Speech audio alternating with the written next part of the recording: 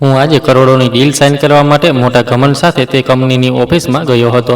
મને લાગ્યું હતું કે આજે ફરી એક નવી કંપની મારા પગમાં ઝૂકવાની છે, પણ જેવું જ મેં સીઈઓની કેબિનનો દરવાજો ખોલ્યો, મારો શ્વાસ ત્યાં જ રોકાઈ ગયો। ખુરશી પર બેઠેલી સ્ત્રી બીજું કોઈ નહીં પણ મારી એ જ પત્ની હતી, જેને મેં વર્ષો પહેલાં ચારિત્રહીન કહીને ઘરમાંથી કાઢી મૂકી હતી। અને તે ક્ષણે પહેલીવાર મને લાગ્યું કે હવે મારો નહીં પણ મારા ગુનાઓનો હિસાબ થવાનો છે। મારું નામ અભિનવ સિંહ છે। અમે 5 ભાઈ બહેન હતા। હું મારા ભાઈ બહેનોમાં સૌથી મોટો હતો। મારાથી નાની મારી 3 બહેનો અને 1 ભાઈ હતો। મા બાપે અમને ખૂબ લાડ પ્રેમથી ઉછેરીને મોટા કર્યા હતા। અમે ભલે ગરીબ હતા પણ છતાંય અમારા મા બાપે પૂરી કોશિશ કરી કે અમને ક્યારેય કોઈ મુશ્કેલી ન આવે। હું જેવો મોટો થયો અને હોશ સંભાળ્યા તો માએ પોતાની જમા પૂંજી અને થોડા દાગીના વેચીને મને કેનેડા મોકલી દીધો। કેનેડાની જમાવી દે તેવી ઠંડીમાં ટ્રક ચલાવવો કોઈ આસાન કામ નહોતું। મેં ત્યાં મારી લોહી પસીનાની કમાણીથી મારા ઘરના સંજોગો બદલવાનું શરૂ કરી દીધું। હું આખો દિવસ ટ્રક ચલાવતો અને રાત્રે થાકીને પથારીમાં પડી જતો। હું પોતે સૂકી રોટલી ખાઈ લેતો અને એક પૈસો બચાવીને માને ભારત મોકલી દેતો। મારા પૈસાથી મારાથી નાની 2 બહેનોના લગ્ન બહુ સારી રીતે કરી દેવાયા। ઘરમાં ખુશાલી આવવા લાગી તો માને મારા લગ્નની પણ ચિંતા સતાવા લાગી। અભિનવ બેટા, હવે તું પણ સારું ઘર વસાવી લે। એક સાંજે માએ ફોન પર પોતાની વાત શરૂ કરી। માં, હજી શું ઉતાવળ છે? હજી તો હું કામ કરું છું ને, થોડા વધુ પૈસા ભેગા કરી લઉં પછી આગળ વિચારીશ। હજી તો ઘરમાં ઘણી બધી વસ્તુઓ કરાવવાની બાકી પણ છે। મેં તેમને સમજાવવા ચાહ્યું। અરે ના બેટા, સમજાવવાની કોશિશ કર। તારી બહેનો પણ હવે પોતપોતાના ઘરની થઈ ગઈ છે અને હવે હું એકલી ઘરમાં આખો દિવસ શું કરું? મને એક વહુ જોઈએ જે ઘરના કામમાં મારો હાથ બટાવે અને મારા વૃદ્ધાવસ્થાનો સહારો પણ બને। માના અવાજમાં મમતા અને એક અજીબ જીદ સામેલ હતી। માં, હજી તો મેં નવો ટ્રક હપ્તા પર જ લીધો છે, એનું જ દેવું મારે ઉતારવાનું છે અને પછી નાની બહેનનો અભ્યાસ પણ ચાલી રહ્યો છે ને। મેં તેમને સમજાવવા ચાહ્યું, તો શું તું આખી જિંદગી બહેનો અને મારા માટે જ કમાતો રહીશ? તું તારી ક્યારે જિંદગી જીવીશ? પછી સાંભળ, મેં નિર્ણય કરી લીધો છે, બસ હવે તું આવતા મહિને રજા લઈને આવી જા। તેમણે પોતાનો પાકો નિર્ણય સંભળાવી દીધો। મેં હસતા હસતા હા પાડી દીધી। ઠીક છે માં, જેવું તને ઠીક લાગે। હું બધું એમ પણ તારા પર જ છોડી દઉં છું। તારી પસંદની છોકરી સાથે જ મારા લગ્ન કરાવી દેજે, કેમ કે મને કોઈ પણ તકલીફ નથી। માએ પછી મારા લગ્ન એક સંબંધ કરાવનારી સ્ત્રીએ બતાવેલા સંબંધ દ્વારા નક્કી કરાવી દીધા। હું રજા લઈને કેનેડાથી ભારત આવ્યો અને પછી મારા લગ્નની તૈયારી શરૂ થઈ ગઈ। લગ્નના દિવસ સુધી મેં મારી થનારી પત્ની આશાને જોઈ નહોતી। જ્યારે મેં તેને પહેલીવાર જોઈ તો હું આશ્ચર્યચકિત થઈ ગયો। આશા ખૂબસૂરત અને સમજદાર છોકરી હતી। તે ભણેલી ગણેલી હતી પણ એક બહુ ગરીબ ઘરમાંથી આવી હતી। તેના ચહેરા પર એક અજીબ માસૂમિયત અને ગંભીરતા હતી। શું તું ખુશ છે આ લગ્નથી? મેં લગ્નની પહેલી રાત્રે તેને પહેલો સવાલ કર્યો। જી, હું બહુ ખુશ છું। મારા મા બાપે મારા માટે જે પણ નિર્ણય લીધો છે તે મારા માટે સૌથી સારો હશે। આશાએ નજર ઝુકાવીને ધીમા અવાજમાં જવાબ આપ્યો। જો આશા, હું સીધો સાદો માણસ છું। મને મારી મા અને બહેનોથી બહુ પ્રેમ છે, તો મારે તેમનું હંમેશા જ ખ્યાલ રાખવો પડે છે। તેમની ખુશી જ મારી ખુશી છે। મેં તેને મારી વાત સ્પષ્ટ જણાવી દીધી। તમે બિલકુલ પણ ચિંતા ન કરો। હું તેમને મારી પોતાની મા અને બહેનોની જેમ સમજીશ અને તેમની દરેક વાત માનીશ। તેણે આજ્ઞાકારકતાની માથું ઝુકાવતા કહ્યું। સાચું કહું તો તે મારી પસંદ તો નહોતી, કેમ કે મેં ક્યારેય તેના વિશે વિચાર્યું જ નહોતું, પણ લગ્નના થોડા દિવસોની અંદર જ તેણે મારું દિલ જીતી લીધું હતું। અભિનવ, તમે દવા ખાઈ લીધી છે? તે રાત્રે સૂતા પહેલાં ગરમ દૂધનો ગ્લાસ મારા માથા પાસે રાખતા પૂછતી। હું તેને જોઈને હસી દેતો। તું મારું આટલું બધું ધ્યાન કેમ રાખે છે? તો આશા, તું આખો દિવસ ઘરનું કામ કરતાં કરતાં થાકી નથી જતી? તે નજર ઝુકાવીને નરમાઈથી કહેતી। તમે મારા પતિ છો અને હવે આજ મારું ઘર છે। તમારું ધ્યાન રાખવું મારો ફરજ બને છે અને મને તેમાં કોઈ થાક લાગતો નથી। તેની વાતો એટલી મીઠી અને વ્યવહાર એટલો સારો હતો કે હું બિલકુલ બેફિકર થઈ ગયો હતો। મેં વિચાર્યું કે માએ ખરેખર મારા માટે હીરા જેવી છોકરી પસંદ કરી છે। થોડા મહિના મોટા જ સુકૂનથી વીત્યા અને પછી હું બેફિકર થઈને મારું કામ ચાલુ રાખવા માટે કેનેડા પાછો જતો રહ્યો। જ્યારે હું ત્યાં હતો ત્યાં સુધી દરેક વસ્તુ ઠીકઠાક હતી। હું રોજ ફોન કરતો અને ઘરના હાલચાલ પૂછતો રહેતો। માં, બધું કેવું ચાલી રહ્યું છે અને તારી તબિયત હવે કેવી છે? હું થાક ભર્યા અંદાજમાં પૂછતો। બધું ઠીક છે બેટા, બસ તું તારું ધ્યાન રાખજે। અહીં અમે બધા લોકો સારા છીએ, માં ખુશ થઈને જવાબ આપતી। આશા સાથે વાત થતી તો તે પણ હંમેશા ખૂબ ખુશીથી વાત કરતી। અભિનવ, તમે બિલકુલ પણ ચિંતા ન કરો. ઘરની દરેક વસ્તુ હું સંભાળી લઈશ. તમે બસ તમારા કામ પર ધ્યાન આપો અને સમયસર જમવાનું ખાઈ લેજો. તે મને તસલ્લી આપતી અને હું તેની વાતો પર આંધળો ભરોસો કરી લેતો. પણ પછી અચાનક જ જેમ માહોલ બદલવા લાગ્યો, માં વાતોમાં આશાની ફરિયાદ મારી પાસે કરવા લાગી હતી. અભિનવ, આ તારી પત્ની આજકાલ બહુ માથે ચડતી જાય છે. મારી તો આ કોઈ વાત જ સાંભળતી નથી. એક દિવસ માએ ફોન પર ગુસ્સાથી કહ્યું, શું થઈ ગયું છે માં? તેણે તને કંઈ કહ્યું છે? શું તેણે તારી સાથે કોઈ બદતમીજી કરી છે કે શું? હું પરેશાનીથી ટ્રક રોકીને વાત કરવા લાગ્યો. આખરે કહેવું શું છે?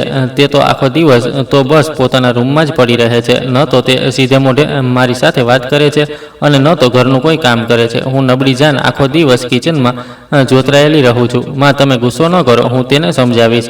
તે હજી ના સમજશે. મેં આ વાતને ઠંડી પાડવાની કોશિશ કરી. બીજી તરફ જ્યારે મેં આશા સાથે આ વિશે વાત કરી તો તેને શક્તિથી સમજાવ્યું, જો આશા, તું મારી માની સેવા સારી રીતે કરજે. તે મોટા છે અને તેમની વાતોનું ખોટું ન લગાડતી. તે તને જે પણ કહે ચૂપચાપ સાંભળી લેજે. તે ચૂપચાપ મારી બધી વાતો સાંભળતી અને પછી ધીમા અવાજમાં કહેતી, જી, હું પૂરી કોશિશ કરું છું કે તેમને મારાથી કોઈ ફરિયાદ ન હોય.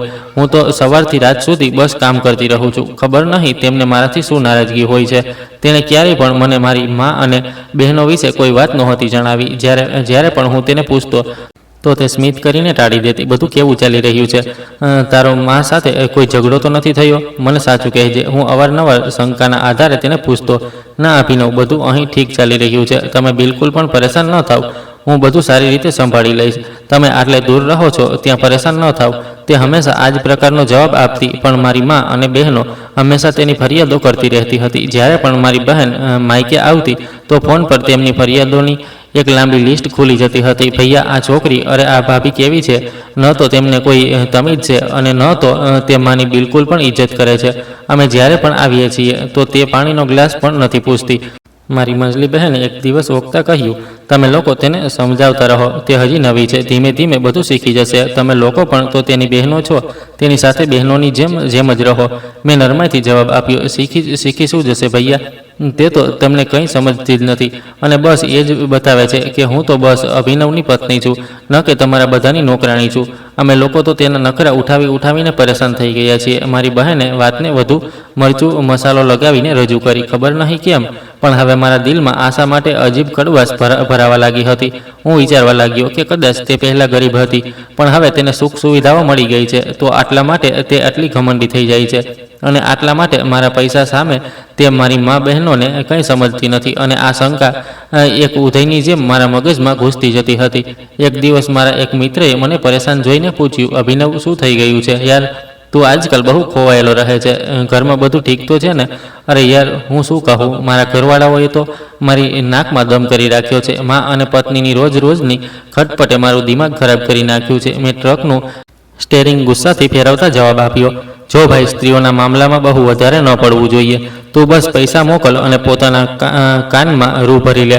તેણે પોતાનો અનુભવ જણાવ્યો. અરે યાર, પૈસાની કોઈ તકલીફ નથી. મારી માં કહે છે કે આશા આખો દિવસ ગાયબ રહે છે અને આશા કહે છે કે તે આખો દિવસ ઘરમાં જ રહે છે. મને તો સમજમાં જ નથી આવતું કે હું કોની વાત પર ભરોસો કરું. મેં લાચારી બતાવી. જો ભાઈ, માં તો માં હોય છે. તે ભલા પોતાના દીકરાનું ઘર કેમ બગાડશે? તું તારી માની વાત માન. પત્નીઓનું શું છે? તે તો હોય જ છે લુચી. મારા મિત્રના એ શબ્દોએ મારા અંદર બેઠેલી શંકાને વધુ પાકી કરી દીધી. એક દિવસ મારી માએ મને ફોન કર્યો, અભિનવ, મારી તો આ ઘરમાં કોઈ ઇજ્જત જ નથી બચી. મને તો એવું કર કે આ ઘરમાંથી કાઢી મૂક તો જ ઠીક છે. શું થઈ ગયું છે માં? તમે આ રીતે રડો કેમ છો? ભગવાનને ખાતર મને સાફ જણાવો કે આખરે શું થઈ ગયું છે. મારા દિલમાં મૂંઝવણભર્યા સવાલ ઉઠવા લાગ્યા. તારી પત્ની સવારમાં ઘરથી નીકળેલી છે અને હજી સુધી ઘરે પાછી નથી આવી. અમે દરેક જગ્યાએ તેને લઈને પૂછી જોયું પણ તે ક્યાંય ગઈ નથી.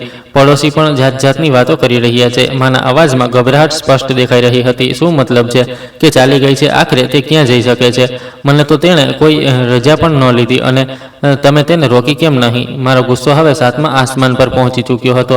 અમને શું ખબર બેટા, હવે અમે તેના પર પહેરો તો નથી બેસાડી શકતા ને? તે તો અમને કંઈ સમજતી જ નથી. બસ પોતાની મરજીથી જ આવે છે, જાય છે. માએ પોતાનો તીર ચલાવીને ફોન કાપી નાખ્યો. મેં ગુસ્સાથી ધ્રુજતા હાથે મારા સાસરે ફોન કરી દીધો. દીધો. મારા સાસરે મારા સાસુ સસરા એક દીકરી સાથે રહેતા હતા, જે કે ખૂબ બીમાર રહેતા હતા. મારા સાસુ સસરા મોટી મુશ્કેલીથી પોતાની બીમારીના ખર્ચાઓ ઉઠાવી રહ્યા હતા. લગ્ન પછી મેં ક્યારેય પણ તેમની મદદ કરવાની કોઈ કોશિશ નહોતી કરી, કેમ કે મારી વિચારસરણી એ જ બની હતી કે હું જેટલા પણ પૈસા કમાઉં છું તે બધા પૈસા મારી પોતાની માને મોકલવા જ મારી જવાબદારી છે. મેં ક્યારે પણ એ નહોતું વિચાર્યું કે આશાના મા બાપ આખરે કયા હાલમાં હશે. નમસ્તે પાપાજી, હું અભિનવ બોલું છું. મેં કડવા અંદાજમાં કહ્યું, નમસ્તે બેટા, જીવતો રહે, કેમ છે તું? ઘણા દિવસો પછી યાદ કર્યો તે? મારા સસરાજીનો નબળો અવાજ આવ્યો. હા, હું ઠીક છું. તમે મને એ જણાવો કે આશા શું તમારા ઘરે આવી છે? મેં સીધે મોઢે વાત કરી, નહીં બેટા, તે તો છેલ્લા કેટલાય મહિનાઓથી અહીં નથી આવી. બધું ઠીક તો છે ને? તું કંઈ પરેશાન જેવો લાગે છે. કહે, શું વાત છે? સસરાજીના અવાજમાં ચિંતા દેખાઈ રહી હતી. કંઈ નહીં, હું તો બસ એમ જ પૂછી રહ્યો હતો. તમે આરામ કરો, મેં જૂઠું બોલ્યું અને ફોન બંધ કરી દીધો. લગ્ન પછી મેં મારી મરજી વિના આશા માટે અલગથી ખિસ્સા ખર્ચ મોકલવાનું શરૂ કરી દીધું હતું. આશાએ ક્યારેય પણ મારી પાસે પોતે પૈસા નહોતા માંગ્યા, પણ મને લાગ્યું કે તેને પણ થોડા પૈસાની જરૂર હશે. કદાચ એ જ વાત મારી માને સારી નહોતી લાગતી. મારી મા મને આશાની વિરુદ્ધ કરવામાં લાગેલી હતી. પૈસાની આ વહેંચણી મારા ઘરમાં એક અદ્રશ્ય જંગ શરૂ કરાવી ચૂકી હતી. જ્યારે મને ખબર પડી કે આશા પોતાના મા બાપના ઘરે નથી ગઈ, તો મને એ સાંભળીને ખૂબ ગુસ્સો આવ્યો. મારા દિમાગમાં અલગ અલગ પ્રકારના ખરાબ ખ્યાલોમાં ગૂંચવાવા લાગ્યું હતું. એ સ્ત્રી એકલી આખો દિવસ ક્યાં ફરતી રહી હશે? આ સવાલ મારા દિમાગમાં હથોડાની જેમ વાગી રહ્યો હતો. રાત્રે જ્યારે મેં ફરી ઘરે કોલ કર્યો તો ઘણીવાર પછી આશાએ ફોન ઉઠાવ્યો. ક્યાં છે તું? અને આટલી વારથી તે ફોન કેમ ઉઠાવ્યો? મેં સીધો સવાલ દાબી દીધો. મારા અવાજમાં ગુસ્સો સ્પષ્ટ દેખાઈ રહ્યો હતો. હું તો મારા રૂમમાં જ છું અને બસ કપડાં વાળીને રાખી રહી હતી. તમને શું થઈ ગયું છે? તમે આટલા ગુસ્સામાં કેમ છો? તેના અવાજમાં આશ્ચર્ય હતું. તું આખો દિવસ ક્યાં રખડતી ફરતી રહે છે? તું ઘરની બહાર નીકળવાની મારી પાસેથી રજા કેમ નથી લેતી? હું ચીસો પાડી ઉઠ્યો. શું મતલબ છે? હું તો આખો દિવસ ઘરમાં જ હતી. આ તમને કોણે કહ્યું? હું તો ક્યાંય પણ નહોતી ગઈ. આજે તે સ્પષ્ટ રીતે જૂઠું બોલી ગઈ, અથવા પછી તે સાચું બોલી રહી હતી. તારી હિંમત કેમ થઈ મારી સાથે જૂઠું બોલવાની? માએ દિવસે મને ફોન કરીને જણાવ્યું હતું કે તું ઘરમાં હાજર નથી. તું મને બેવકૂફ બનાવી રહી છે. મેં તેને સખ્ત અંદાજમાં દાટી. અભિનવ, હું તમને સાચું કહું છું. હું તો બપોરે માના પગ જ દબાવી રહી હતી અને પછી મેં આખું કિચનનું કામ પણ પતાવ્યું. તમે ચાહો તો તેમની પાસે પોતે જ પૂછી લો. તેના અવાજમાં હળવી ધ્રુજારી હતી. તારી બકવાસ બંધ કર. મારી માં જૂઠું નથી બોલતી. મને તારી કોઈ પણ વાત પર ભરોસો નથી રહ્યો. આજ પછી તું ઘરની બહાર પગ પણ નહીં મૂકે. મેં શક્તિથી ફોન કાપી નાખ્યો. હવે મને આશાની હરકતો પર ખૂબ જ ગુસ્સો આવવા લાગ્યો હતો. મારા દિમાગમાં તેની છબી જૂઠી અને લૂચી સ્ત્રીની બનતી જતી હતી. મને લાગી રહ્યું હતું કે તે મારી પીઠ પાછળ એક ખૂબ રખડું અને એશવાળી જિંદગી ગુજારી રહી છે અને મારી કમાણી ખૂબ ઉડાવી રહી છે. મારા દિલમાં તેની એ માસૂમ શકલ ધૂંધળી થવા લાગી અને તેની જગ્યાએ મારી માએ જણાવેલી શૈતાની ચમક ઉભરવા લાગી. મારી રાતોની ઊંઘ ઉડી ચૂકી હતી અને કેનેડાની ભયંકર ઠંડી હવે મને અંદર સુધી તોડવા લાગી હતી. રોજિંદી ધોરણે થતી આ નાની નાની લડાઈઓ મારા દિલને ઝેરથી ભરી રહી હતી. હું જ્યારે પણ ફોન કરતો તો ઘરનો માહોલ ખૂબ જ ખરાબ નીકળતો. મારી બહેનો હવે ઘણો સમય મા પાસે જ રહેવા લાગી હતી અને તેમના ત્યાં હોવાથી આશા પર વધુ પાબંદી હોવી અને મારા સુધી આવતી ફરિયાદોની લિસ્ટ વધતી જવી. હું હજારો માઇલ દૂર બેસીને માત્ર એક તરફની વાર્તા સાંભળી રહ્યો હતો અને તેને પૂરી રીતે સાચું માની ચૂક્યો હતો. મેં આશાને ખર્ચ મોકલવાનું બંધ કરી દીધું હતું. મેં વિચાર્યું કે કદાચ પૈસાની કમી તેને સાચા રસ્તા પર લઈ આવશે. એક દિવસ મેં તેને અજમાવવા માટે ફોન કર્યો. આશા, આ મહિને મેં તને કોઈ પણ ખિસ્સા ખર્ચ નથી મોકલ્યો. તને કોઈ તકલીફ તો નથી થઈ ને? મેં કટાક્ષ મારતા પૂછ્યું. નહીં, હજી સુધી તો મને કોઈ તકલીફ નથી થઈ. મારી પાસે જે ગયા મહિનાના પૈસા બચ્યા હતા મેં તેનાથી જ ગુજારો કરી લીધો છે. તમે બિલકુલ પરેશાન ન થાઓ. તેના અવાજમાં શાંતિ ભરી હતી. સારું, તો હવે તું એટલી બચત કરવા લાગી છે કે ગયા મહિનાના પૈસા પણ તે બચાવી લીધા, અથવા પછી તારું ગુજરાન ક્યાંક બીજેથી થઈ રહ્યું છે. મેં ઝેર ઓક્યું. આ તમે શું કહી રહ્યા છો અભિનવ? હું તમારી ઇજ્જત છું, તમારી પત્ની છું. તમે મારા પર આ પ્રકારનો ખરાબ આરોપ કેવી રીતે લગાવી શકો છો? તેનો અવાજ પહેલી વાર ઊંચો થઈ ગયો. તારા અવાજ નીચે રાખીને વાત કર મારી સાથે. હું તારો પતિ છું, તારો કોઈ નોકર નથી કે તું મારા પર ચીસો પાડીશ. મેં તેને ધમકી આપી. ત્યારબાદ ફોન પર એક ખામોશી છવાઈ ગઈ અને પછી તેણે ફોન કાપી નાખ્યો. તેની આ ખામોશી મને વધુ ચીડિયો બનાવી ગઈ હતી. મને લાગતું હતું કે તે ક્યાંક બીજેથી પોતાની જરૂરિયાતો પૂરી કરી રહી છે અને એ જ એ વાત હતી જ્યાંથી મારા દિમાગમાં શંકાની એ દિવાલ ઊભી થવાની શરૂ થઈ ગઈ, જેણે મારી જિંદગી બરબાદ કરી દીધી. હું મારા જ બનાવેલા જાળમાં ફસાતો જઈ રહ્યો હતો અને મને તેનો બિલકુલ પણ અહેસાસ નહોતો. કેનેડાની ભયંકર ઠંડી હવે મારા શરીરને નહીં પણ મારી આત્માને પણ જમાવી રહી હતી. શંકાનો એ બીજ જે મારી મા અને બહેને મારા દિમાગમાં વાવી દીધું હતું તે હવે એક ભયંકર વૃક્ષ બની ચૂક્યું હતું, જેના મૂળ મારા દિમાગની ઊંડાઈ સુધી ઉતરી ચૂક્યા હતા. એક રાત હું મારી કેબિનમાં સૂતેલો છતને જોઈ રહ્યો હતો કે ત્યારે જ મારા મિત્રએ દરવાજો ખખડાવ્યો. યાર અભિનવ, શું થઈ ગયું છે? તે આજે રાતનું ખાવાનું પણ નથી ખાધું. તું દરરોજ દિવસે ને દિવસે સુકાતો જઈ રહ્યો છે. આખરે શું પરેશાની છે? જો કોઈ ખાસ વાત છે તો મને જણાવ. તેણે સામે ટેબલ પર બેસતા મારી પાસે કહ્યું. પરેશાની શું હશે યાર?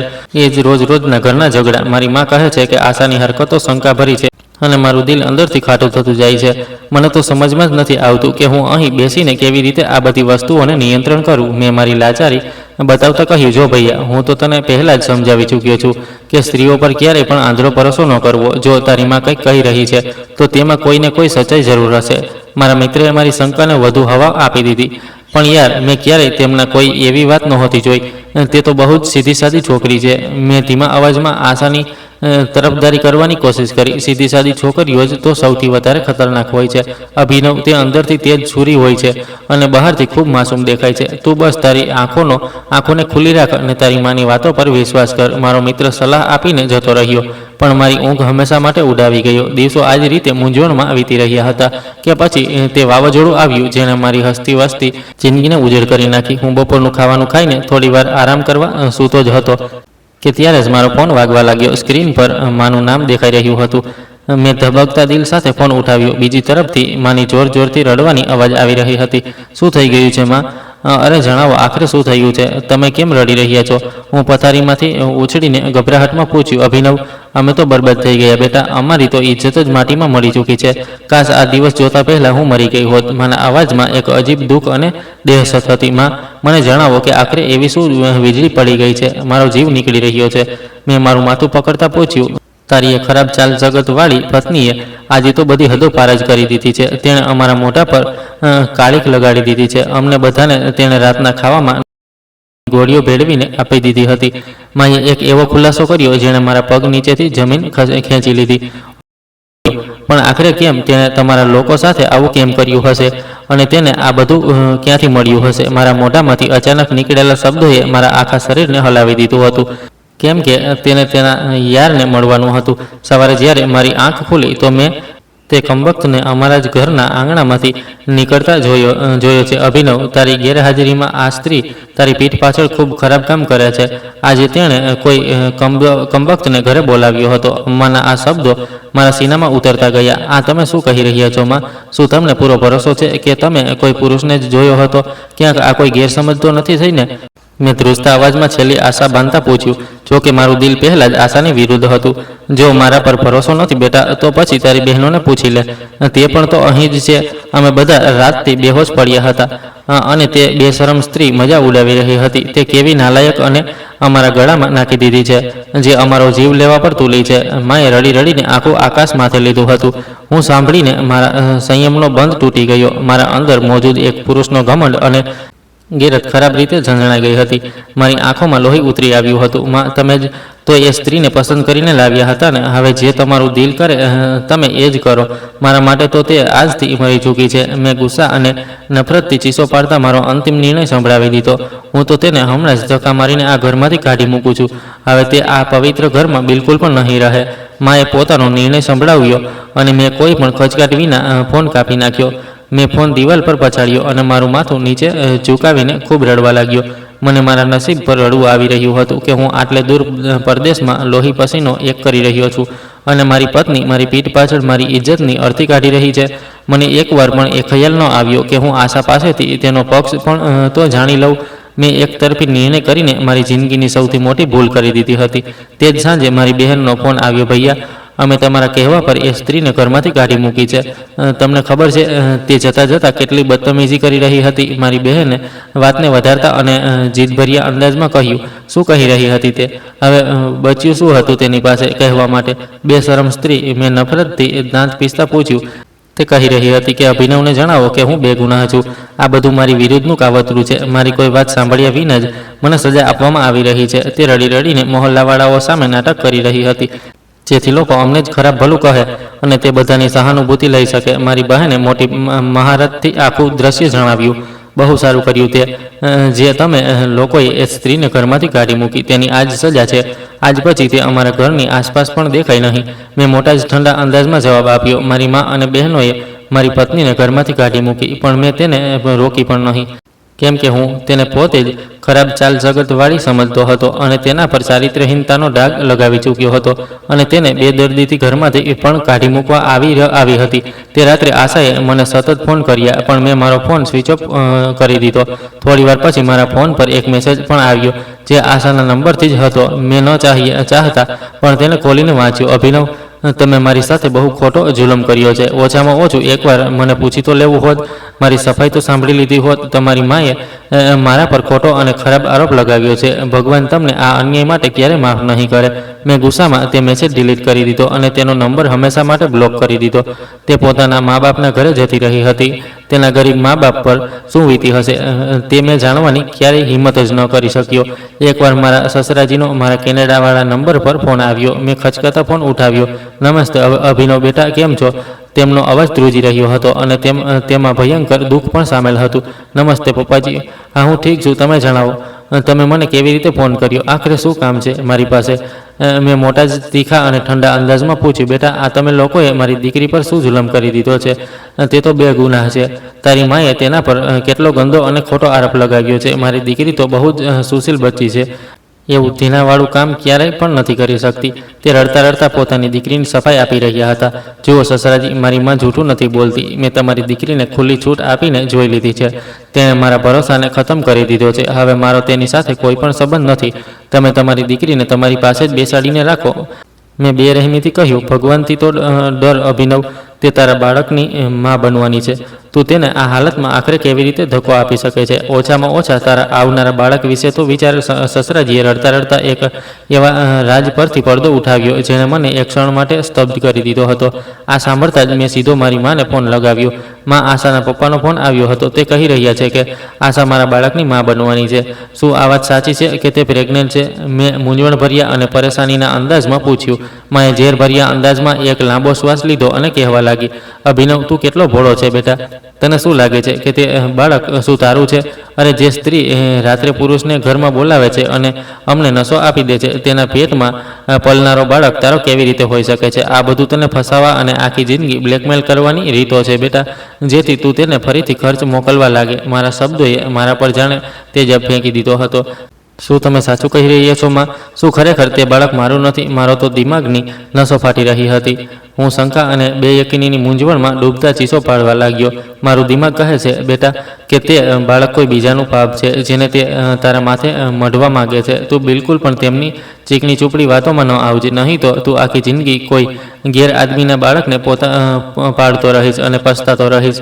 મેં મારું દિમાગ પૂરી રીતે પલટી દીધું હતું. માના કહેવા મુજબ તે બાળક પણ મારું નહોતું. બસ આ સાંભળ્યા પછી હું ખામોશ થઈ ગયો. મેં મારા સસરાનો નંબર પણ બ્લોક કરી દીધો અને તે પછી મેં ક્યારેય પણ તેના વિશે કંઈ પણ ન પૂછ્યું અને ન તો તેને તલાક આપ્યો, બલકે મેં તેને વચ્ચે મજધારમાં લાવારેસ છોડી દીધી, જેથી તે આખી જિંદગી પોતાના પાપોની સજા ભોગવતી રહે અને તેને કોઈ બીજા સાથે લગ્ન કરવાનો મોકો પણ ન મળે.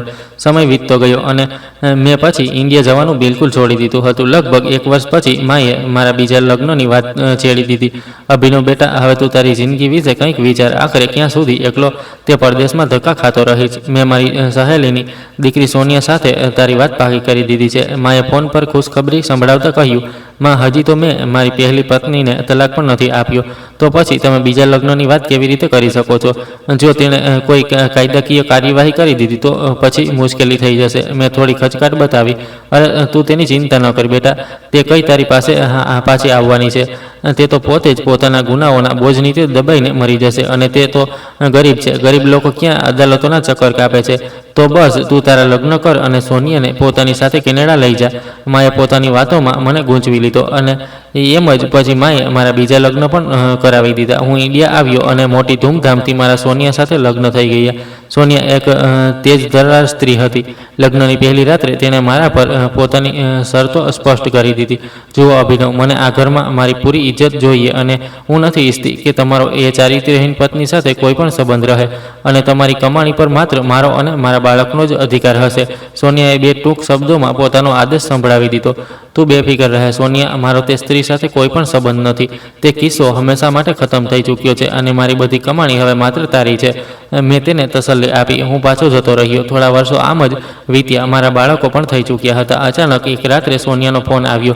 અભિનવ, જલ્દીથી ઇન્ડિયા આવી જા. માની તબિયત ખૂબ ખરાબ છે. તેમને હૃદય રોગનો હુમલો આવ્યો છે અને ડૉક્ટર કહી રહ્યા છે કે હવે તેમની પાસે બહુ સમય ઓછો છે.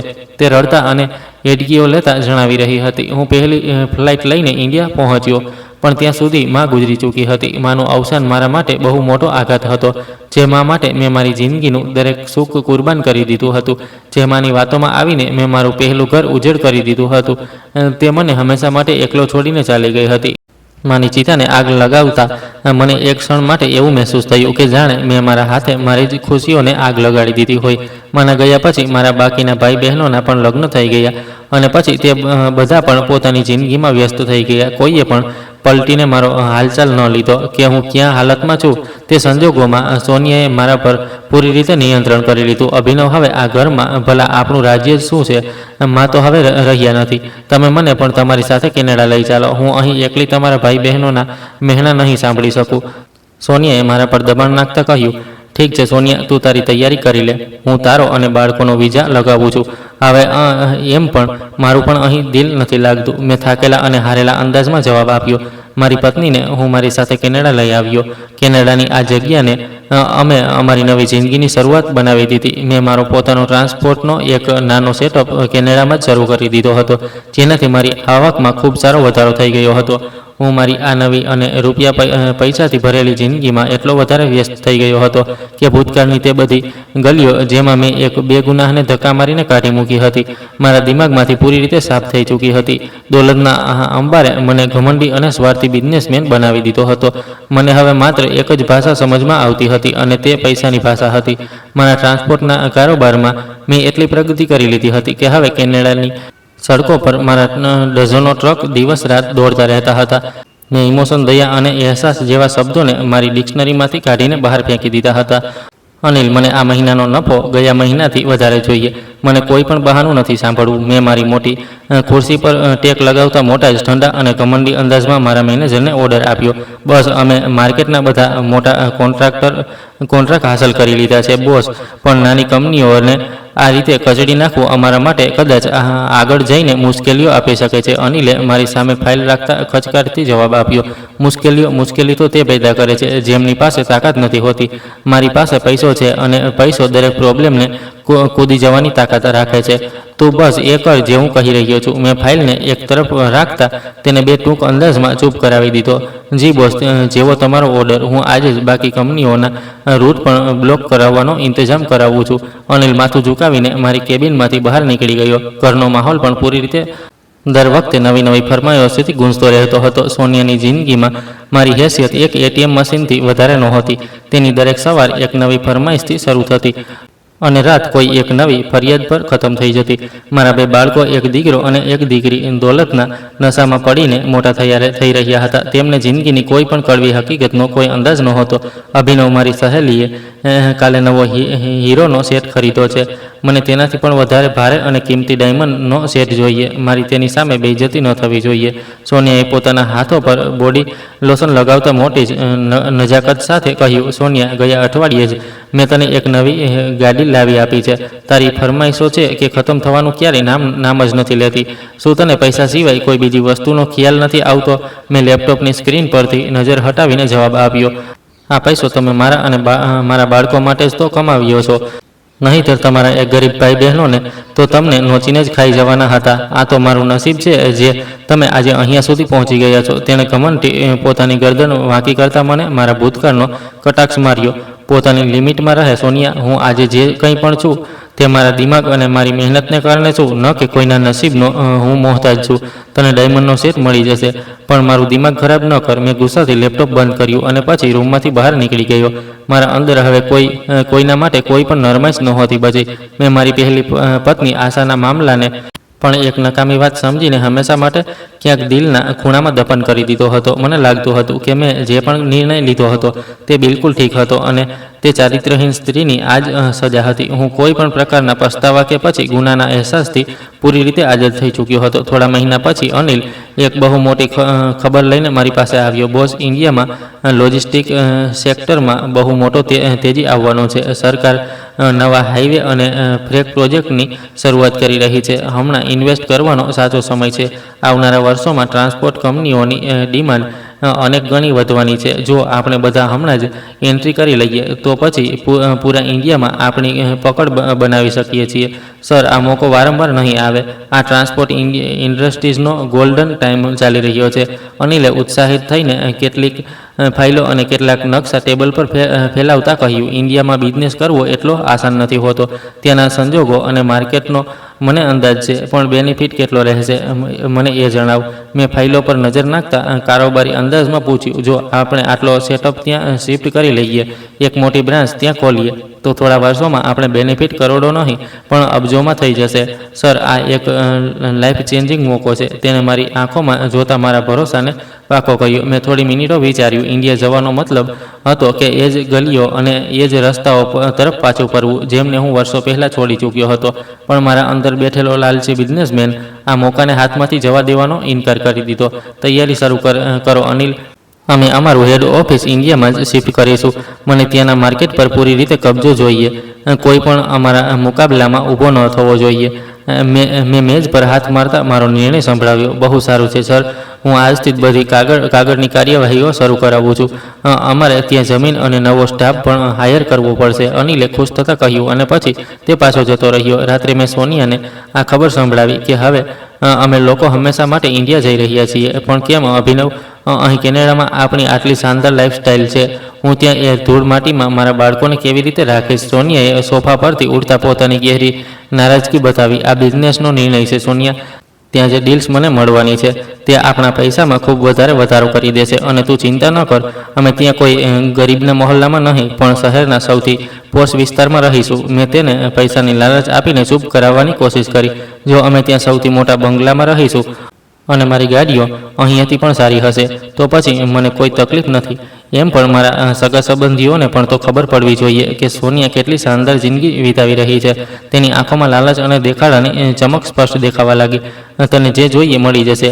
કાલથી તારું પેકિંગ શરૂ કરી દે. મારે ત્યાં જઈને મારું બિઝનેસ એમ્પાયર ઊભું કરવાનું છે અને મારી પાસે સમય ખૂબ ઓછો છે. મેં જલ્દીથી મારી વાત ખતમ કરી અને સૂવા માટે સૂઈ ગયો. કેનેડાનો બધો સેટઅપ બંધ કરાવવામાં અને ઇન્ડિયામાં નવી જગ્યા ખરીદવામાં અમને 6 મહિના લાગી ગયા. મેં મારા બિઝનેસ માટે ખૂબ મોટી જગ્યા ખરીદી અને એક શાનદાર ઓફિસ બનાવ્યો. મારા ટ્રક હવે ઇન્ડિયાની સડકો પર દોડવા લાગ્યા હતા. મેં મારા પરિવાર માટે સૌથી મોંઘો અને આલિશાન બંગલો ખરીદ્યો. દોલતના અંબારે મારા ઘમંડને આકાશ સુધી પહોંચાડી દીધો હતો. મને લાગવા લાગ્યું હતું કે હું દુનિયાની દરેક વસ્તુ ખરીદી શકું છું અને દરેક માણસ હવે મારા ખિસ્સામાં છે. ઇન્ડિયા પાછા આવ્યા પછી મારી બહેન મને મળવા માટે આવી. તેમણે મારી દોલતને આંખો ફાડીને જોઈ. ભૈયા, તમે તો બહુ મોટા આદમી બની ગયા છો.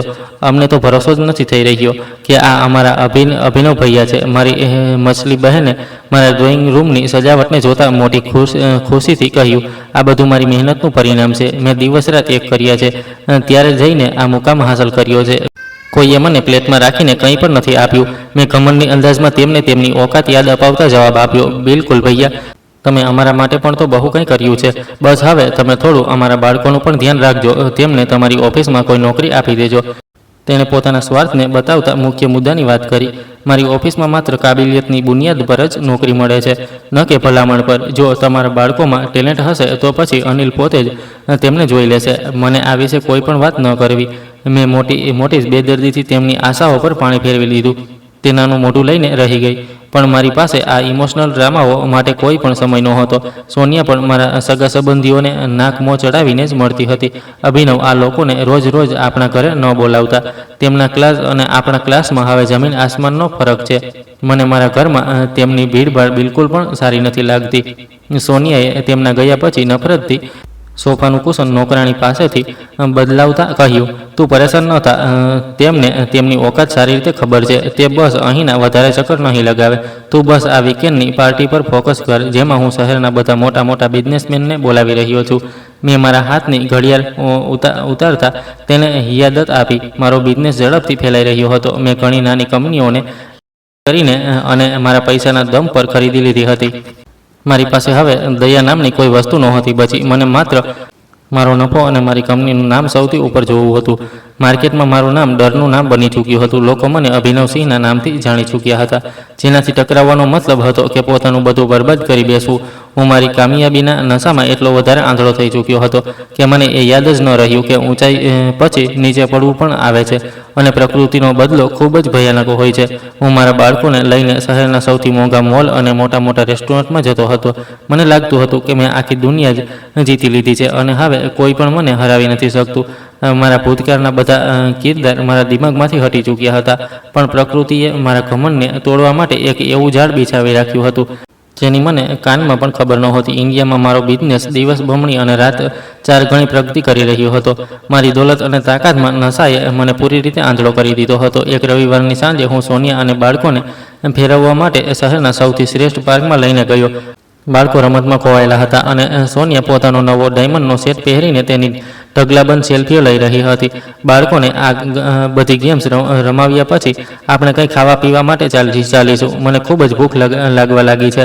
સોનિયાએ મોટા જ નજાકત સાથે કહ્યું, ઠીક છે, તું ચિંતા ન કર, હું અહીં પાસે જ અહીંયાનું સૌથી મોંઘું અને ફેમસ રેસ્ટોરન્ટ છે, અમે ત્યાં જ ચાલીશું. મેં પહેલાં જ ટેબલ બુક કરાવી દીધું છે. મેં ઘમંડથી જવાબ આપ્યો, તો તે ઠીક છે, પણ બાળકોને તે તરફ ન જવા દેતા. જુઓ ત્યાં કેટલી ગંદકી છે અને ત્યાં સામે જુઓ કેવી અજીબ સ્ત્રી પણ બેઠેલી છે. સોનિયાએ નાક ચડાવતા ઈશારો કર્યો. મારી નજર તે તરફ ગઈ તો મારા પગ ત્યાં જ જામી ગયા. એક ગંદી સાડીમાં લપેટાયેલી સ્ત્રી એક નાની રેકડી પર મગફળીઓ વેચી રહી હતી.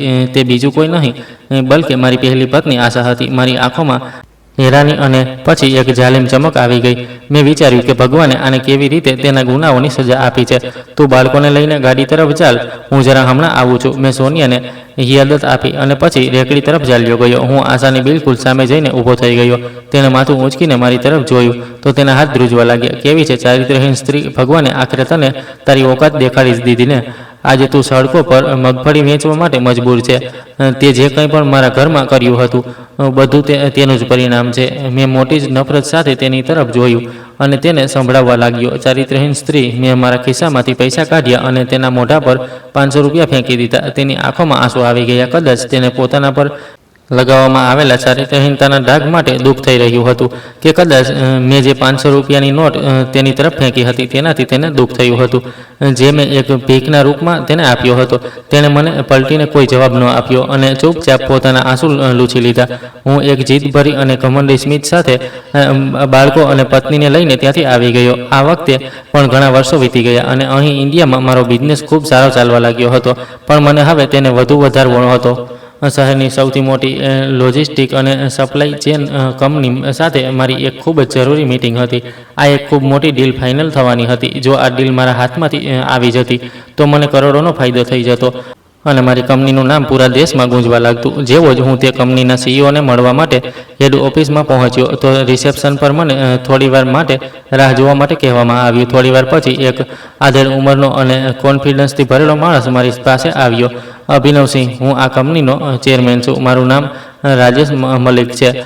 તેમણે પોતાનું ઇન્ટ્રોડક્શન કરાવતા મને જણાવ્યું, જી રાજેશ સાહેબ, તમને મળીને ખૂબ ખુશી થઈ. મને પૂરી આશા છે કે અમારી આજની મિટિંગ ખૂબ સારી સાબિત થશે. મેં કારોબારી સ્મિત સાથે જવાબ આપ્યો. મને પણ આ જ આશા છે, પણ મિટિંગ રૂમમાં જતાં પહેલાં હું તમને એક વાત યાદ અપાવવા માગું છું. શું તમને એ યાદ છે, વર્ષો પહેલાં તમને એક અજાણ્યા માણસનો કોલ આવ્યો હતો જેણે કહ્યું હતું કે તમારો ઘમંડ માટીમાં મળવાનો છે અને તમારા હાથથી દોરી હવે કોઈ બીજાના હાથમાં હશે. આ સાંભળતા જ મારા પગ નીચેથી જમીન નીકળી ગઈ. એ કોલ જેણે મારી ઘણી રાતોની ઊંઘ ઉડાવી દીધી હતી, આજે તેનું રાજ ખુલવાનું હતું. એ કોલ તમે કર્યો હતો. પણ આખરે કેમ? તમારો મારી સાથે શું સંબંધ છે રાજેશજી? મેં ગભરાટ સાથે પૂછ્યું. હા, એ કાલે એક કોલ મેં જ કર્યો હતો. કેમ કે હું જાણતો હતો કે તમે તમારી કેટલીક કિંમતી અને બેગુનાહ પત્નીને માત્ર શંકાના આધારે સડક પર ફેંકી દીધી હતી. આજે તમારો સામનો તમારા એ જ ભૂતકાળથી થવાનો છે. જાઓ અંદર, CEO તમારી રાહ જોઈ રહ્યા છે. તે જ તમારી આ કરોડોની ડીલનો નિર્ણય કરશે. રાજેશ મલિક સાહેબ આ કહીને ત્યાંથી ચાલ્યા ગયા અને હું પરસેવામાં ભીંજાયેલો ઊભો રહી ગયો. મારા દિમાગમાં એક તોફાન ઉઠવા લાગ્યું હતું. હું ધ્રુજતા પગલે CEOની ઓફિસ તરફ વધ્યો. જેવો જ દરવાજા પર પહોંચ્યો તો નેમ પ્લેટ પર લખેલા નામને વાંચતા જ મારા પગ નીચેથી જમીન નીકળી ગઈ. તેના પર સોનેરી શબ્દોમાં લખ્યું હતું, મિસેસ આશા અભિનવસિંહ. મેં મારા દિમાગને ઝટકો આપ્યો અને કહ્યું કે નહીં, આ તે ન હોઈ શકે. તે સામાન્ય ગરીબ સ્ત્રી આટલી મોટી કંપનીની CEO ભલા કેવી રીતે હોઈ શકે? તે તો સડક પર મગફળી વેચી રહી હતી.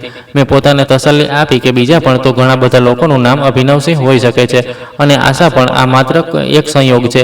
પણ જેવો હું અંદર ગયો તો એક રોબદાર સ્ત્રી ખુરશી પર બેઠેલી હતી. તે બીજું કોઈ નહીં બલકે મારી પહેલી પત્ની આશા જ હતી. હું હક્કાબક્કા રહી ગયો. મારો બધો ગમન એક ક્ષણમાં ટુકડે ટુકડા થઈ ગયો. તે સ્ત્રી જેને મેં ઠુકરાવી દીધી હતી આજે મારા નસીબનો નિર્ણય કરવાની હતી. લો મિસ્ટર અભિનવસિંહ, બેસો. અમે તમારું પ્રેઝન્ટેશન હવે શરૂ કરીએ છીએ. તેના અવાજમાં ભયંકર કોન્ફિડન્સ અને પ્રોફેશનલપણું દેખાઈ રહ્યું હતું. આશા, તું અહીં આ ખુરશી પર? મને તો ભરોસો જ નથી થઈ રહ્યો. મારા મોઢામાંથી મોટી મુશ્કેલીથી આ શબ્દો નીકળ્યા.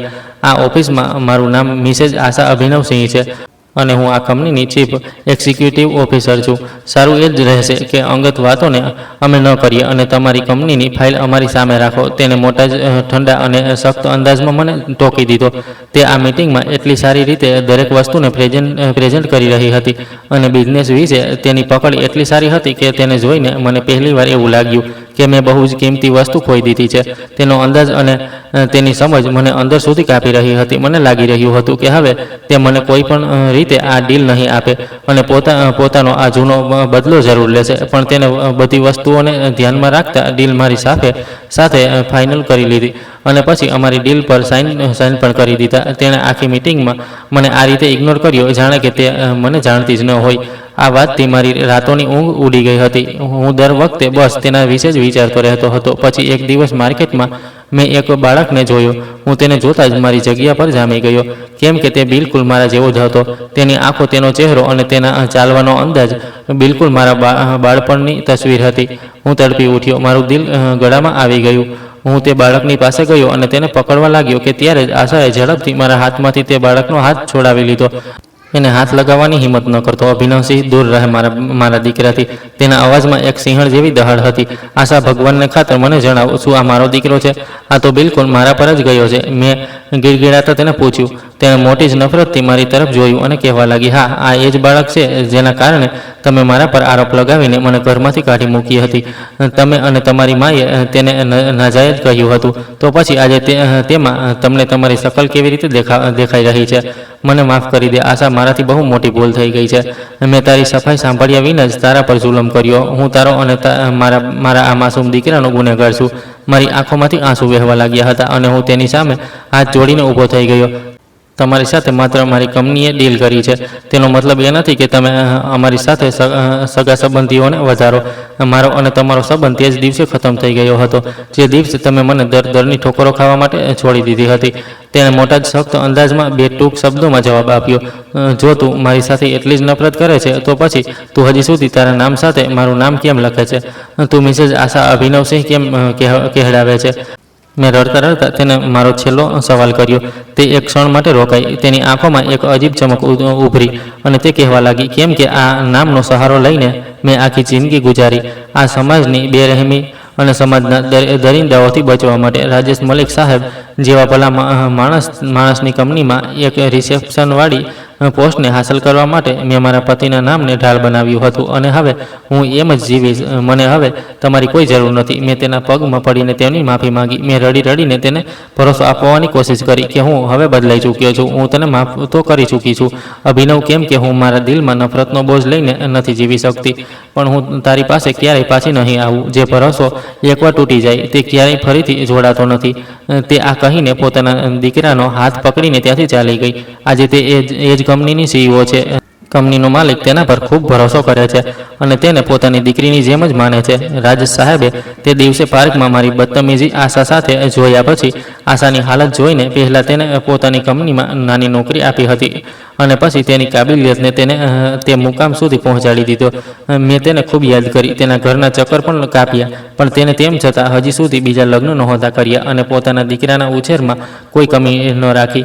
માણસે ક્યારેય પણ સચ્ચાઈ જાણ્યા વિના માત્ર શંકા અને બીજાની વાતોમાં આવીને પોતાના જ સંબંધો પર નિર્ણય ન લેવો જોઈએ, કેમ કે એક ખોટો નિર્ણય આખી જિંદગી બરબાદ કરી શકે છે. સાથે જ આ વાર્તા એ પણ શીખવે છે કે સમય હંમેશા બદલાય છે. જે માણસને આપણે કમજોર સમજીને ઠુકરાવી દઈએ છીએ તે જ એક દિવસ પોતાની મહેનત અને હિંમતથી એટલો આગળ વધી શકે છે કે તે જ આપણી સામે સૌથી મજબૂત બનીને ઊભો થઈ જાય. એટલા માટે સંબંધોની કદર કરવી, સાચા સમયે સચ્ચાઈ સમજવી અને કોઈને કમજોર સમજીને તેનું અપમાન ન કરવું, આ વાર્તાની સૌથી મોટી શીખ છે. તો દોસ્તો, જો તમને આ વાર્તા પસંદ આવી છે અને તમે કયા શહેરથી આ વાર્તા સાંભળી રહ્યા છો, કોમેન્ટ કરીને જરૂર જણાવો. વિડીયોને લાઇક કરો, હાઇપ આપો અને પ્લીઝ વધુમાં વધુ શેર કરો.